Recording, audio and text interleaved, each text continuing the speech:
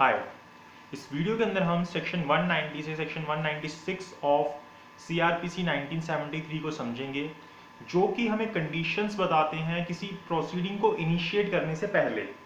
मतलब कि किसी प्रोसीडिंग को इनिशिएट करने से पहले क्या कंडीशन पूरी होनी चाहिए। तो यहाँ पे हमें किस तरीके से कॉग्निजेंस लेना है जो मजिस्ट्रेट है उसको, या जो केस होता है वो किसके पास ट्रायबल होता है, या क्या कंडीशन होती है। तो वो सारी चीज़ें हमें यहाँ पे बताई गई है।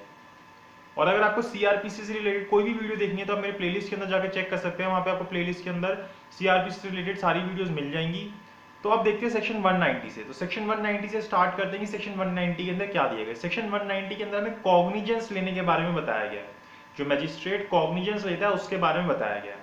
सबसे पहले जो वर्ड कॉग्निजेंस है, इसका मतलब क्या होता है। कॉग्निजेंस मतलब किसी की नॉलेज के अंदर लेके आना। तो जब कोर्ट अपने जुडिशियल नोटिस में ले लेता है किसी ऑफेंस को, मतलब कि कोर्ट क्या करता है, अपना जुडिशियल माइंड अप्लाई करता है कि क्या प्राइमा फेसाई ये ऑफेंस कमिट हुआ है या नहीं हुआ है। अगर कोर्ट को प्राइमा फेसाई लगता है कि हाँ ये ऑफेंस कमिट हुआ है,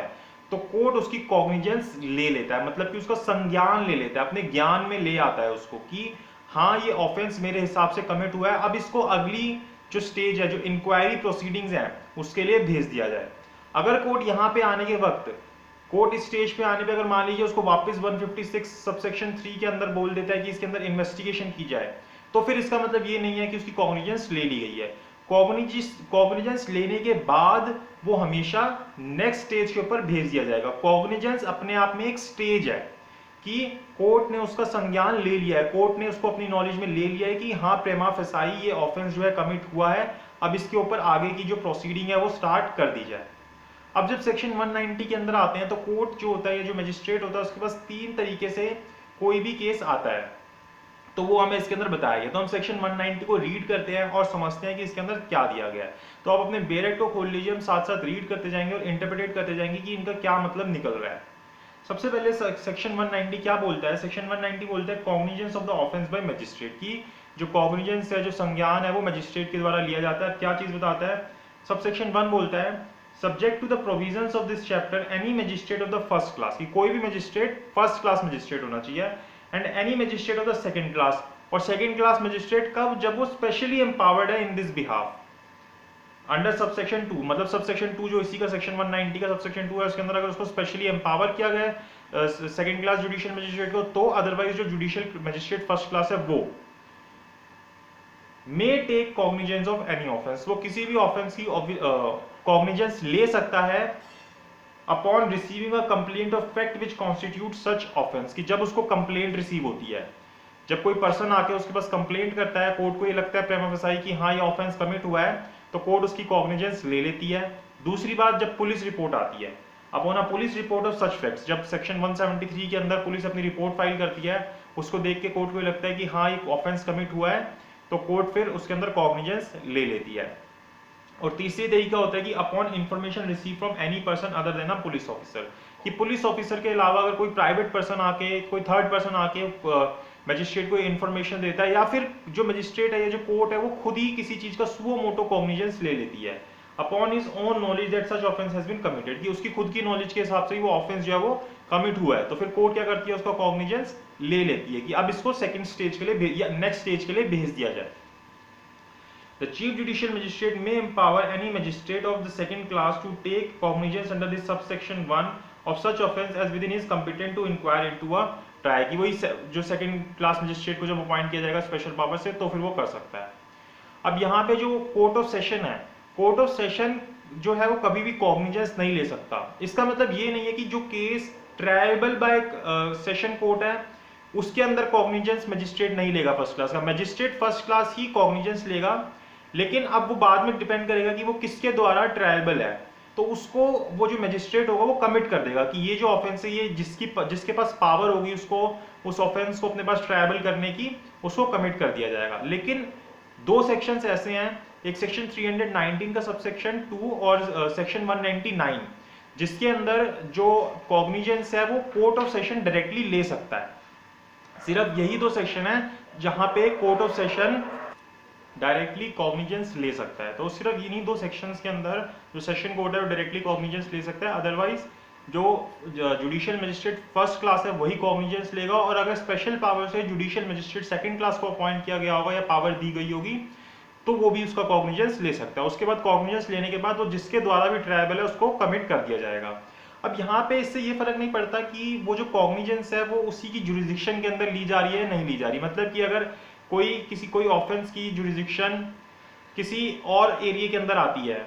और उसका कॉग्निजेंस अगर किसी और जुरिडिक्शन के मजिस्ट्रेट ले लेता है तो वो भी वैलिड रहेगा, उससे कोई फर्क नहीं पड़ेगा। इससे जुरिडिक्शन का कोई फर्क नहीं होता, कोई भी मजिस्ट्रेट जो है उसके अंदर कॉग्निजेंस ले सकता है। किसी भी एरिया का मजिस्ट्रेट या किसी भी जुरिडिक्शन का मजिस्ट्रेट कॉग्निजेंस ले सकता है। उसके बाद जहां पे भी वो ट्रायबल होगा उस जुरिडिक्शन के पास उसको भेज दिया जाएगा। तो ये हमें सेक्शन 190 के अंदर बताया गया कि किस तरीके से कॉग्निजेंस लिया जाता है सेक्शन 190 के अंदर जुडिशियल मजिस्ट्रेट फर्स्ट क्लास या जुडिशियल मजिस्ट्रेट सेकंड क्लास के द्वारा। फिर आते हैं हम सेक्शन 191 के ऊपर। सेक्शन 191 क्या बताता है? Transfer on application of the accused, कि जो एक्यूज्ड है उसकी एप्लीकेशन के ऊपर उसको ट्रांसफर कर दिया जाता है उसके केस को। ऐसा कब होता है? जब कोई ऑफेंस, या रीड करते हैं इसके अंदर क्या लिखा है कि when a magistrate take cognizance of an offense under clause C of subsection 1 of section 190, कि जब जो मैजिस्ट्रेट अपनी खुद की सुओ मोटो मतलब अपनी नॉलेज के अंदर खुद उसके ऊपर कॉग्निजेंस लेता है किसी ऑफेंस के अंदर, तो जो एक्यूज होता है उसके पास ये राइट होता है कि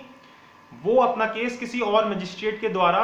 ट्रायबल कराए, ये इसका राइट होता है। और जो कोर्ट होता है उसको भी ये बताना होता है कि आप अपना जो केस है वो किसी और के द्वारा चलवा सकते हैं। तो when a magistrate take cognizance of an offence under clause C of subsection 1 of section 190, the accused shall, word क्या यूज हुआ? shall,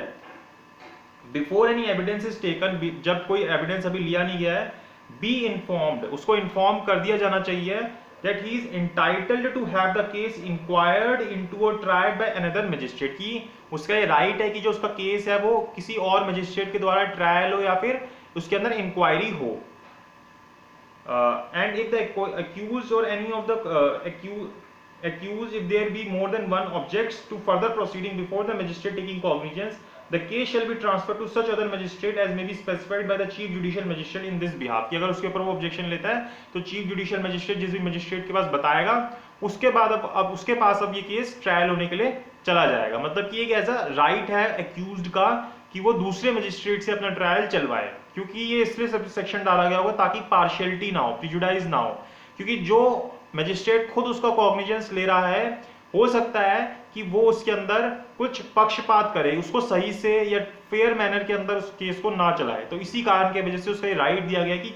जिस मजिस्ट्रेट ने खुद उसका कॉग्निजेंस लिया है अपनी नॉलेज की वजह से, उस मजिस्ट्रेट के पास उस केस को ट्रायबल नहीं किया जाएगा। अगर ऐसा किया जाता है तो वो इनवैलिड हो जाएगा, उसको फिर आप सेक्शन 465 से भी क्योर नहीं कर सकते। फिर आते हैं सेक्शन 192 के ऊपर, making over case to magistrate. Any chief judicial magistrate may, after taking cognizance of an offence, make over the case for inquiry or trial to any competent magistrate subordinate to him, कि जब एक बारी उसको cognizance ले लेता है chief judicial magistrate तो उसके बाद वो क्या कर सकता है कि अपने सबॉर्डिनेट किसी भी जो जुडिशियल मजिस्ट्रेट है उसको वो भेज सकता है केस के आगे, उस केस को वो चलाए।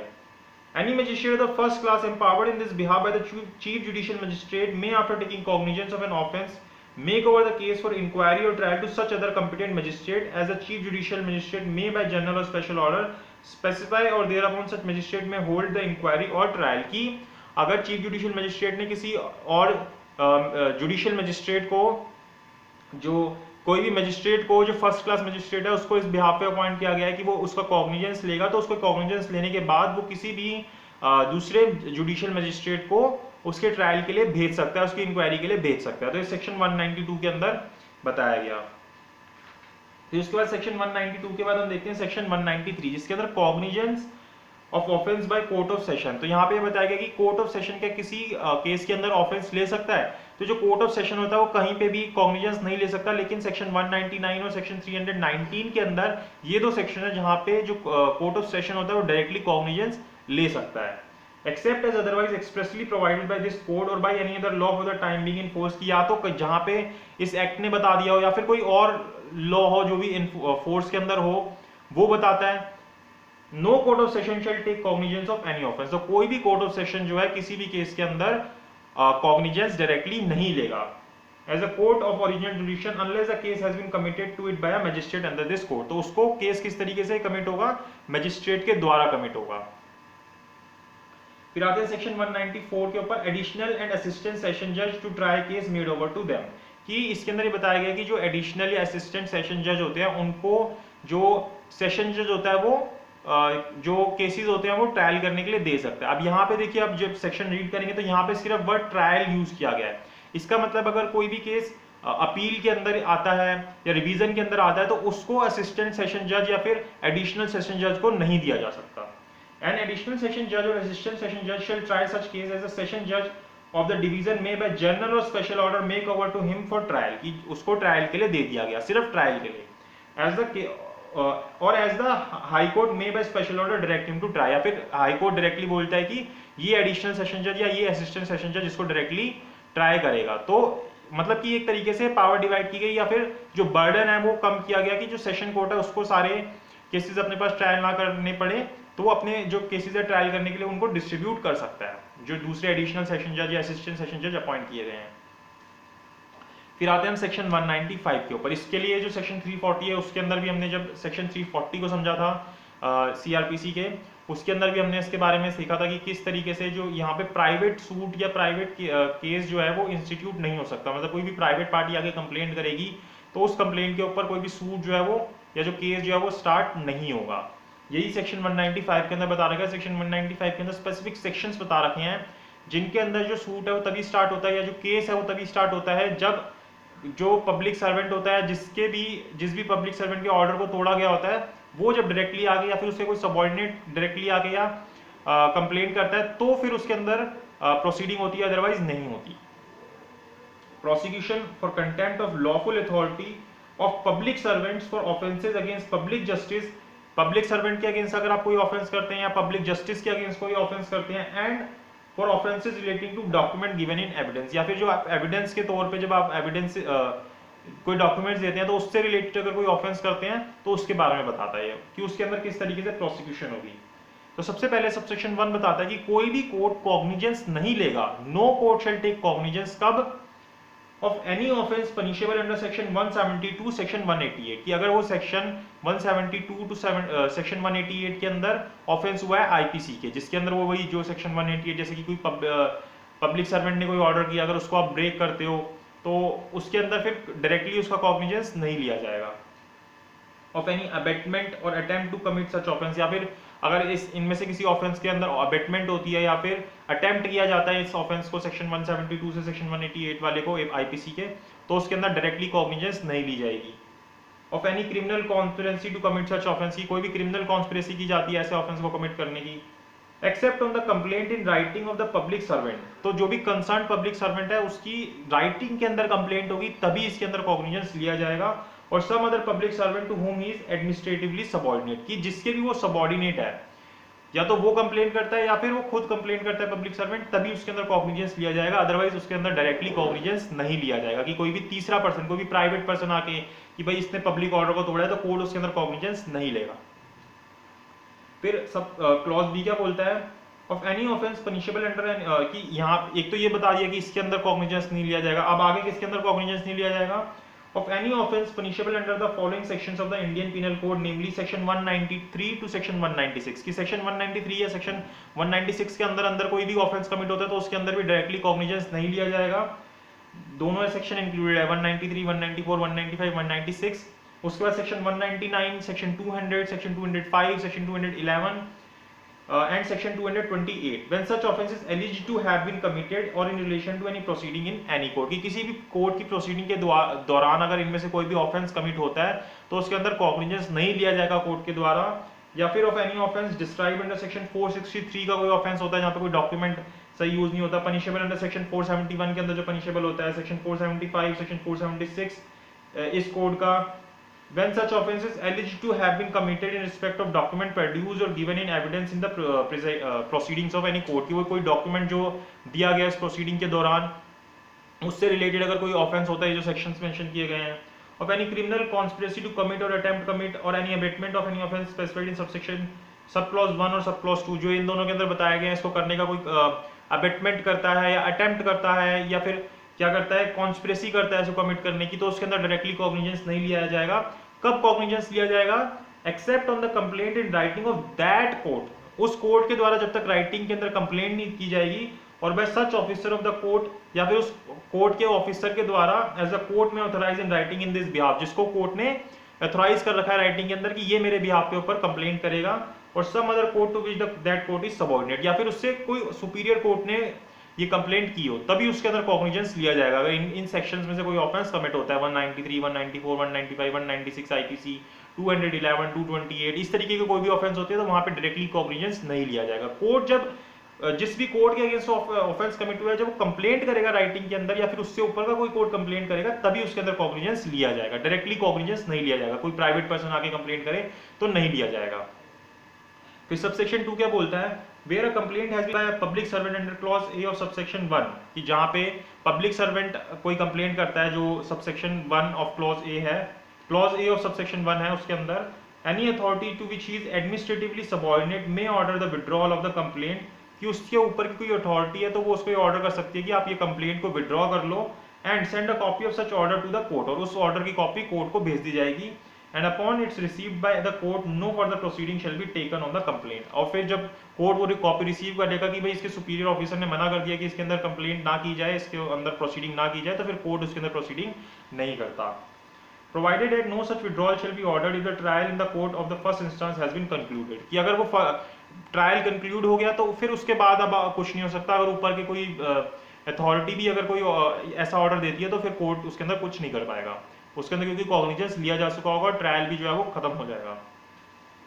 सबसेक्शन 3 बोलता है in clause B of subsection 1 the term court means, कि कोर्ट का मतलब क्या होगा इसके अंदर, civil court, revenue court, criminal court, and includes the tribunal constituted under the central providential और स्टेट, है कि कोई भी ट्रिब्यूनल होती है या कोई भी सिविल कोर्ट होता है, रेवेन्यू कोर्ट होता है, क्रिमिनल कोर्ट होता है, वो सब इंक्लूड हो जाएंगे कोर्ट के अंदर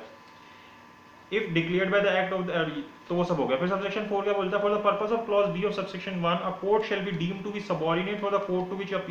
अपील्स ऑर्डिनरी लाई, कि जिस भी कोर्ट के अगेंस्ट अपील लाई करती है उस कोर्ट के नीचे जो सबऑर्डिनेट कोर्ट है, मतलब कि जो सबसेक्शन 1 के क्लॉज बी के अंदर दिया गया उसको सबऑर्डिनेट मान लिया जाएगा। भाई इस कोर्ट के अगेंस्ट अगर इस कोर्ट में अपील की जा सकती है तो ये कोर्ट उसका सबऑर्डिनेट हो गया। बार under central providential from the appeal or decree or sentence of such firm court, or in the case of civil court from whose decree no appeal ordinary lies to the principal court having ordinary original civil jurisdiction with whose local jurisdiction the civil court is situated। तो ये सब बता दीजिए किस तरीके से जो इन sections के अंदर ऑफेंस कमिट होते हैं उसके अंदर डायरेक्टली कॉग्निजेंस नहीं लिया जाता। तो इसके बाद सेक्शन 195A, सेक्शन 195A के अंदर बताया गया procedure for witness in case of threatening, की थ्रेटनिंग के केस में किस तरीके से क्या प्रोसीजर फॉलो होता है। तो a witness or any other person may file complaint in relation to offence under section 95A of the Indian Penal Code। तो उसके अंदर डायरेक्टली बता दिया गया, इसके अंदर ज्यादा कुछ खास है नहीं, इसको एक लाइन का ही है, इसको रीड करोगे समझ आ जाएगा। फिर सेक्शन 196 देखते हैं। सेक्शन 196 के अंदर क्या बताया गया है कि prosecution for offence against the state and for criminal conspiracy to commit such offence, की किस केस के अंदर बताया गया है, कौन से केस के अंदर प्रोसिक्यूशन बताई गई है कि जहां पे अगर कोई ऑफेंस स्टेट के अगेंस्ट कमिट होता है या फिर कोई क्रिमिनल कॉन्स्पिरेसी की जाती है ऐसे ऑफेंस को करने की, तो उसके अंदर किस तरीके से प्रोसिक्यूशन होगा। तो बोलते हैं no court shall take cognizance, कि यहाँ पे भी कोई कोर्ट कॉग्निजेंस नहीं लेगा। जैसे सेक्शन 195 के अंदर बताया गया कि किन किन केसेस के अंदर कौन से सेक्शंस के ऊपर कोर्ट डायरेक्टली कॉग्निजेंस नहीं लेगा, यहाँ पे भी उन ऑफेंसेस के अंदर बताता है कि कौन से जो कोर्ट है वो डायरेक्टली कॉग्निजेंस नहीं लेगा। तो no court shall take cognizance of any offence punishable under chapter 6 और under section 153A, section 295A और subsection 1 of section 505 of Indian Penal Code, की इनके इन सेक्शंस के अंदर या इस चैप्टर के अंदर कोई भी ऑफेंस कमिट होता है तो कोर्ट डायरेक्टली उसकी कॉग्निजेंस नहीं लेगा। अब criminal conspiracy to commit such offence, की इन ऑफेंस को करने के लिए अगर कोई भी क्रिमिनल कॉन्स्पिरेसी होती है तो उसके अंदर भी कोर्ट डायरेक्टली कॉग्निजेंस नहीं लेगा। Any such abetment as is described in section 108A of the Indian Penal Code, की अगर किसी भी तरीके की अमेंडमेंट की जाती है जो कि section 108A of Indian Penal Code के अंदर बताई गई है, तो उसके अंदर भी कोर्ट डायरेक्टली कॉग्निजेंस नहीं लेगा except with the previous sanction of the central government और द स्टेट गवर्नमेंट। तो यहाँ पे क्या होगा कि सेंट्रल गवर्नमेंट या स्टेट गवर्नमेंट का परमिशन लेनी पड़ेगी। वहां पे जो था कि भाई पब्लिक सर्वेंट आके कंप्लेंट करता है या जिसके अगेंस्ट ऑफेंस कमिट हुआ है जिस भी कोर्ट के अगेंस्ट वो आके कंप्लेंट करता है, यहाँ पे आपको सेंट्रल गवर्नमेंट या स्टेट गवर्नमेंट का प्रीवियस सैंक्शन लेना पड़ेगा। फिर आगे सबसेक्शन 1 बोलता है कि no court shall take cognizance of, कि यहाँ पे बताता है कि any offence punishable under section 153B और सबसेक्शन 2 और subsection J of section 505 of the Indian Penal Code की, इन ये सारे सेक्शंस भी बता दिएगा कि इसके अंदर भी कोर्ट डायरेक्टली कॉग्निजेंस नहीं लेगा। A criminal conspiracy to commit such offences की, अगर इनके अगेंस्ट कोई क्रिमिनल कॉन्स्पिरेसी भी की जा सकती है, जो सेक्शन बताया गया, अगर इसको करने की कोई क्रिमिनल कॉन्स्पिरेसी भी की जाती है तो उसके अंदर भी कोर्ट डायरेक्टली कॉग्निजेंस नहीं लेगा, except with the previous sanction of central government और स्टेट गवर्नमेंट और अ डिस्ट्रिक्ट मजिस्ट्रेट, कि इन तीनों में से किसी की परमिशन ली होगी। जो सबसेक्शन 1 के अंदर बताया गया वहां पे 2 लोग बताए गए, स्टेट गवर्नमेंट या सेंट्रल गवर्नमेंट, और अगर इन सेक्शंस के अंदर कोई ऑफेंस कमिट होता है तो उसके अंदर तभी कोर्ट कॉग्निजेंस लेगा अगर इन तीनों में से कोई प्रीवियस सैंक्शन देता है, स्टेट गवर्नमेंट, सेंट्रल गवर्नमेंट या डिस्ट्रिक्ट मजिस्ट्रेट। फिर no court shall take cognizance of the offence of any criminal conspiracy punishable under section 120B of the Indian Penal Code other than criminal conspiracy to commit it an offence punishable with death, imprisonment for life, rigorous imprisonment for a term of 2 years or upward, unless the state government or the district magistrate has consented in writing in the inhalation of the proceeding, provided where the criminal conspiracy is one which conspiracy section 195 apply, no such consent shall be necessary। कि अगर ऐसा कोई offence होता है section 120B का, कोई offence होता है जिसके अंदर जो सजा है वो सजा अगर 2 साल से या 2 साल से कम की सजा है तो उसके अंदर तो आपको प्रीवियस सैंक्शन लेना पड़ेगा, लेकिन अगर उसके अंदर सजा जो है डेथ की सजा है या 2 साल से ऊपर की सजा है तो वहां पे फिर आपको प्रीवियस सैंक्शन ऑफ गवर्नमेंट या स्टेट गवर्नमेंट या सेंट्रल गवर्नमेंट लेने की जरूरत नहीं है। ये सेक्शन 196 के सबसेक्शन 2 के अंदर बताया गया। या अगर उसको करने की कोई क्रिमिनल कॉन्स्पिरेसी भी की जाती है या ऐसी कोई भी चीज होती है और उसके अंदर सजा 7 साल से 2 साल से ऊपर की है या फिर डेथ की सजा है या फिर लाइफ इंप्रिजमेंट है तो वहां पे फिर आपको प्रीवियस सैंक्शन लेने की जरूरत नहीं है। The central government or the state government may before according section under subsection 1 or subsection 1A and the district magistrate may before according sanction under subsection 1A and the state government or the district magistrate may before giving consent under subsection 2 order preliminary investigation by a police officer। तो इनसे previous sanction लिया जाता है। इस previous sanction के अंदर जो government होती है, स्टेट गवर्नमेंट या सेंट्रल गवर्नमेंट या डिस्ट्रिक्ट मजिस्ट्रेट, वो उससे पहले क्या करता है, प्रीलिमिनरी इंक्वायरी करता है, प्रीलिमिनरी इन्वेस्टिगेशन करता है, और उस प्रीलिमिनरी इन्वेस्टिगेशन के लिए वो पुलिस ऑफिसर को अपॉइंट करता है। और वो जो पुलिस ऑफिसर होता है वो किस रैंक से कम का नहीं होना चाहिए,